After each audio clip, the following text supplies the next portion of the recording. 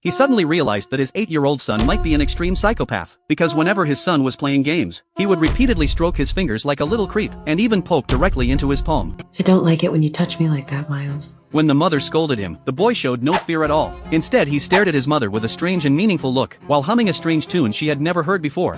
That song you were just humming. I've heard you singing it before. Where did you learn it? From you. No, you didn't. I would have remembered. You used to sing it to me when I was a baby. To figure out what was going on, she secretly sneaked into her son's room at night, only to find his sleeping body twisted in an extremely strange way, while he kept struggling and twitching, muttering in some mysterious language. Judging by his painful expression, he must have been having a terrifying nightmare. The woman wanted to find out what exactly he was saying, so she picked up a recorder and placed it near his mouth. But after only recording a few words, her son slowly woke up from his sleep. I heard you talking in your sleep. You were having a bad dream. It wasn't a bad dream. It was a good dream. Her son's appearance in his sleep looked so painful, yet he claimed it was a beautiful dream. The woman's instincts told her something was not right. She told her husband everything, but her husband thought she was just being too sensitive, because they were both busy with work and rarely spent time with him, which caused their son to express his frustration through strange behavior. After comforting each other, they decided to hire a nanny to spend time playing with their son. However, while the couple encouraged each other, the camera slowly moved toward the door. You just have to keep strong. Okay. The boy was secretly listening to their conversation with a sinister look. The slight smile on his face seemed to show that everything was under his control. Soon the couple found a nanny to take care of him. The boy and the nanny started playing hide and seek. Then while the nanny covered her eyes and started counting. 9, 10. Ready or not, here I come. The boy stared at her with a terrifying expression. Miles, are you okay? You want more time? Michael.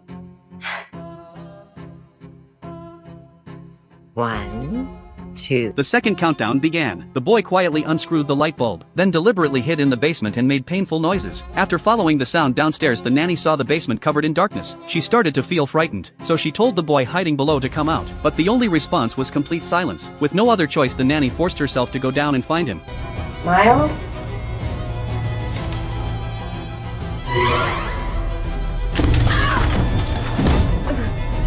Afterward, the mother questioned her son about what happened, but he pretended to be completely innocent and said he knew nothing. The woman knew this problem had to be solved. She found a professional psychologist and played the previous recording for him, but after hearing it, the doctor's expression suddenly changed. He asked if anyone in their family spoke another language. The woman said no.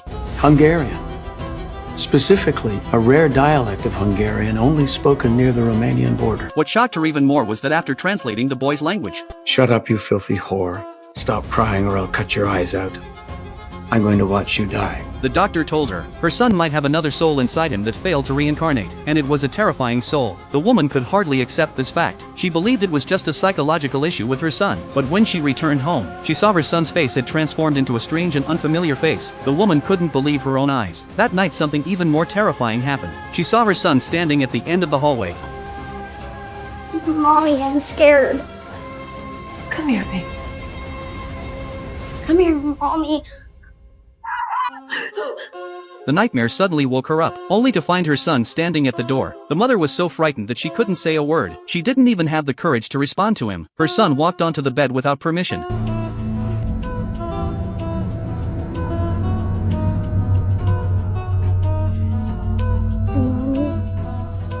The woman forced herself to answer her son's words, but her heart was already pounding uncontrollably. Thinking back on all those strange events, she finally believed what the doctor had said. The next day she immediately took her son to the doctor for treatment. Miles goes out of body when the invading soul is present. He won't even remember the experience.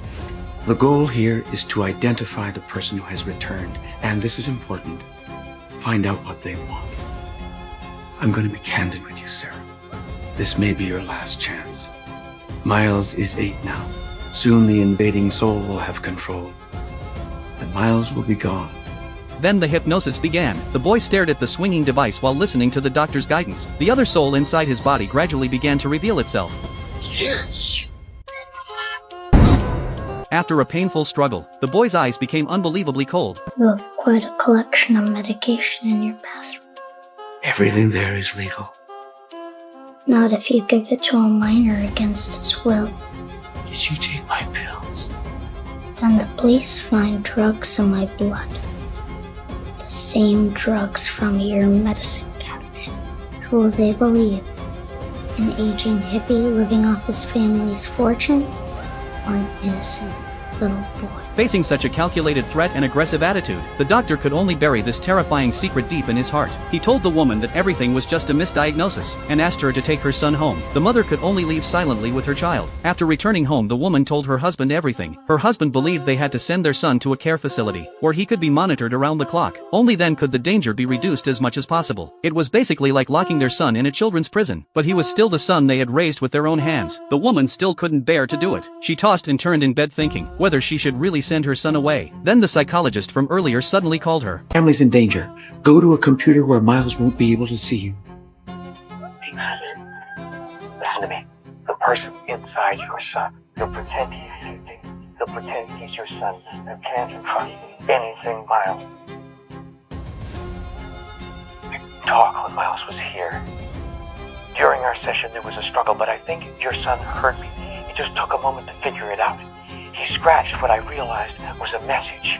The name. After the woman entered the name, she found a notorious serial killer. Looking closely at his photo, his two different colored eyes were exactly the same as her son's. The boy was born on August 22, 2010. On the same day, Edward Saka was shot dead while being captured by police. His time of death was 4 a.m., while the boy was born at 4:15. This completely proved that his soul had entered the boy's body. This psychopath brutally murdered 9 women over 5 years. The last victim, Margaret, survived by chance. After escaping, she immediately called the police, and the killer was eventually shot dead by police. The woman even wrote a book about this terrifying experience. The most important thing to figure out now was, what exactly did the psychopath want after returning? Solving this mystery would allow the boy's soul to be freed. After telling her husband everything, the two of them finally made up their minds to temporarily send their son to a care facility and investigate the matter slowly afterward. The next day, the husband angrily rushed to the school. He directly opened the classroom door during the lesson and firmly said he was taking his son away. But the boy looked at his father with an almost furious expression. Then he simply continued writing his classwork, completely ignoring him. Let's go, buddy. Miles! Faced with such a forceful command, the boy had no choice but to obey. On the way to send his son away, the father comforts the boy and tells him not to worry because he will only stay there for a while. Miles.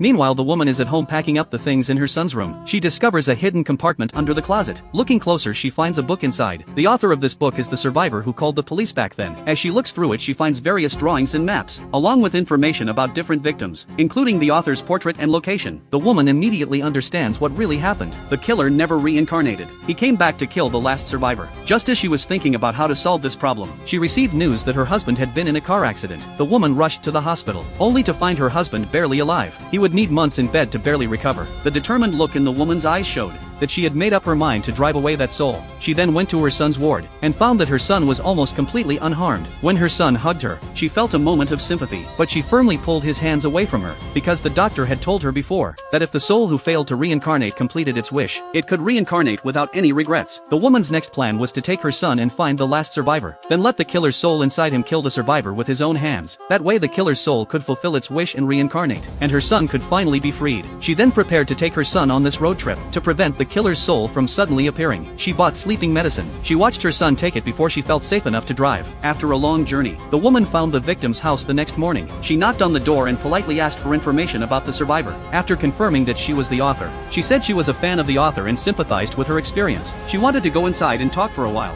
Seeing that she had no bad intentions, the author invited her inside. After chatting for a few moments, she went to the author's bathroom and took out the gun she had hidden earlier. She kept telling herself that everything she was doing was for her son, and kept apologizing in her heart.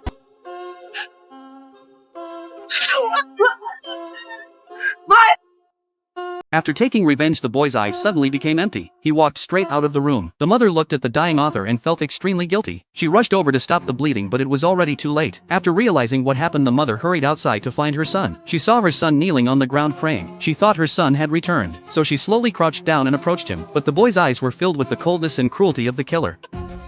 Let me have my son. You still believe Miles is alive, and that you promised you girls love him. That was the last time he ever spoke to you. He's gone now. Are a monster. You took my son's soul. You will not. You cannot have his body.